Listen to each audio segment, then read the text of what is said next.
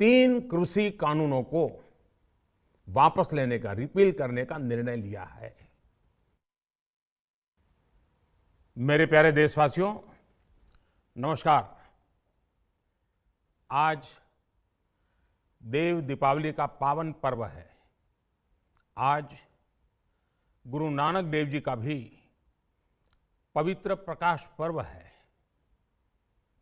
मैं विश्व भर में सभी लोगों को और सभी देशवासियों को इस पावन पर्व पर हार्दिक बधाई देता हूं।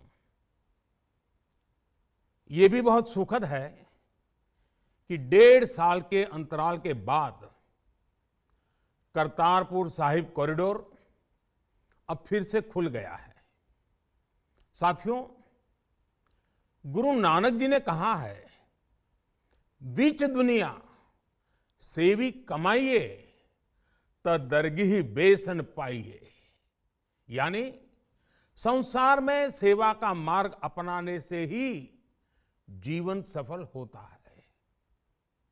2014 में प्रधानमंत्री के रूप में सेवा का अवसर दिया तो हमने कृषि विकास, किसान कल्याण को सर्वोच्च प्राथमिकता दी। साथियों, इस सच्चाई से बहुत लोग अनजान है कि देश के 100 में से 80 किसान छोटे किसान हैं। उनके पास 2 हेक्टेयर से भी कम जमीन है। आप कल्पना कर सकते हैं, इन छोटे किसानों की संख्या 10 करोड़ से भी ज्यादा है। उनकी पूरी जिंदगी का आधार यही छोटी सी जमीन का टुकड़ा है। यही उनकी जिंदगी होती है और इस छोटी सी जमीन के सहारे ही वो अपना और अपने परिवार का गुजारा करते हैं। पीढ़ी दर पीढ़ी परिवारों में होने वाला बंटवारा इस जमीन को और छोटा कर रहा है। इसलिए देश के छोटे किसानों की चुनौतियों को दूर करने के लिए हमने बीज, बीमा, बाजार और बचत, इन सभी पर चौतरफा काम किया। सरकार ने अच्छी क्वालिटी के बीज के साथ ही किसानों को neem coated urea, soil health card, micro irrigation जैसी सुविधाओं से भी जोड़ा। हमने 22 करोड़ सॉइल हेल्थ कार्ड किसानों को दिए और इस वैज्ञानिक अभियान के कारण एग्रीकल्चर प्रोडक्शन भी बढ़ा। साथियों, हमने फसल बीमा योजना को अधिक प्रभावी बनाया। उसके दायरे में ज्यादा किसानों को लाए। आपदा के समय ज्यादा से ज्यादा किसानों को आसानी से मुआवजा मिल सके, इसके लिए भी पुराने नियम बदले। इस वजह से बीते 4 साल में 1 लाख करोड़ रुपए से अधिक का मुआवजा हमारे किसान भाई बहनों को मिला है। हम छोटे किसानों और खेत में काम करने वाले श्रमिकों तक बीमा और पेंशन की सुविधाओं को भी ले आए। छोटे किसानों की जरूरतों को पूरा करने के लिए सीधे उनके बैंक खातों में 1,62,000 करोड़ रुपए ट्रांसफर किए, सीधे उनके खाते में। साथियों, किसानों को उनकी मेहनत के बदले उपज की सही कीमत मिले, इसके लिए भी अनेक कदम उठाए गए। देश ने अपने रूरल मार्केट इंफ्रास्ट्रक्चर को मजबूत किया। हमने एमएसपी तो बढ़ाई है, साथ ही साथ रिकॉर्ड सरकारी खरीद केंद्र भी बनाए। हमारी सरकार द्वारा की गई उपज की खरीद ने पिछले कई दशकों के रिकॉर्ड तोड़ दिए हैं। देश की 1000 से ज्यादा मंडियों को ई नाम योजना से जोड़कर हमने किसानों को कहीं पर भी अपनी उपज बेचने का एक प्लेटफॉर्म दिया और इसके साथ ही देश भर की कृषि मंडियों के आधुनिकीकरण पर भी हमने करोड़ों रुपए खर्च किए। साथियों, आज केंद्र सरकार का कृषि बजट पहले के मुकाबले 5 गुना बढ़ गया है। हर वर्ष 1.25 लाख करोड़ रुपए से अधिक कृषि पर खर्च किए जा रहे हैं।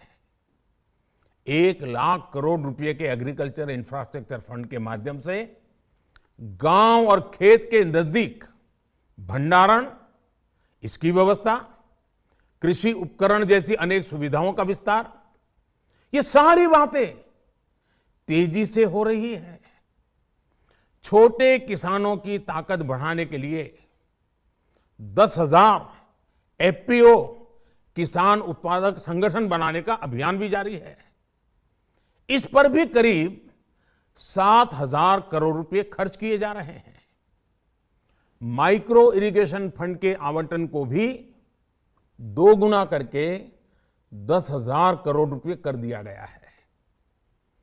हमने क्रॉप लोन भी 2 गुना कर दिया, तो इस वर्ष 16 लाख करोड़ रुपए हो जाएगा। अब पशुपालकों को मछली पालन से जुड़े हमारे किसानों को भी किसान क्रेडिट कार्ड का लाभ मिलना शुरू हो गया है। यानी हमारी सरकार किसानों के हित में हर संभव कदम उठा रही है, लगातार एक के बाद एक नए कदम उठाती जा रही है। किसानों की आर्थिक स्थिति सुधरे, उनकी सामाजिक स्थिति मजबूत हो, इसके लिए पूरी ईमानदारी से काम कर रही है। साथियों, किसानों की स्थिति को सुधारने की इसी महाअभियान में देश में 3 कृषि कानून लाए गए थे। मकसद ये था कि देश के किसानों को, खासकर छोटे किसानों को और ताकत मिले, उन्हें अपनी उपज की सही कीमत और उपज बेचने के लिए ज्यादा से ज्यादा विकल्प मिले।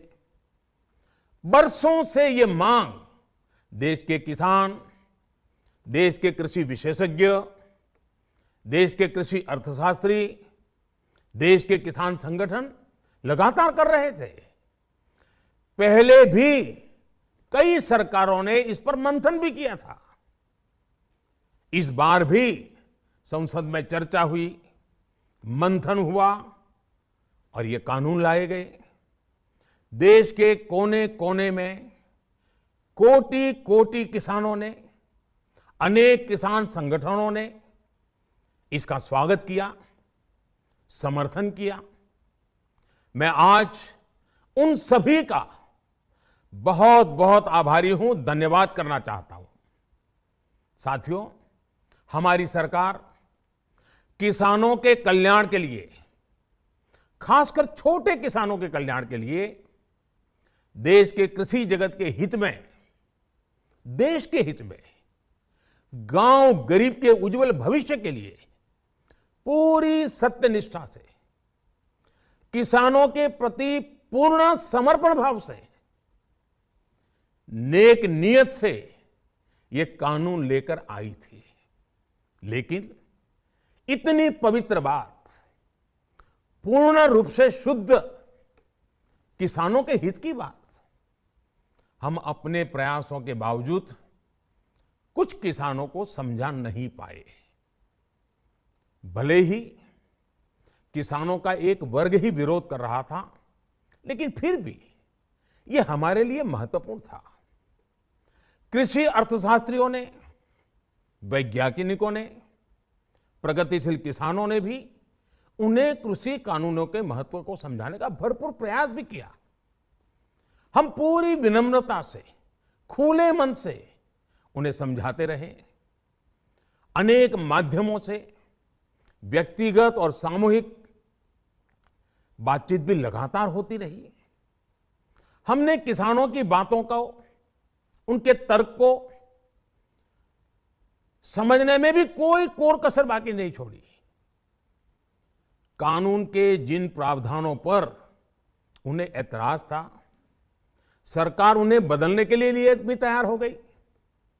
2 साल तक हमने इन कानूनों को सस्पेंड करने का भी प्रस्ताव दिया। इसी दौरान ये विषय माननीय सर्वोच्च न्यायालय के पास भी चला गया। ये सारी बातें देश के सामने है, इसलिए मैं इनके अधिक विस्तार में नहीं जाऊंगा।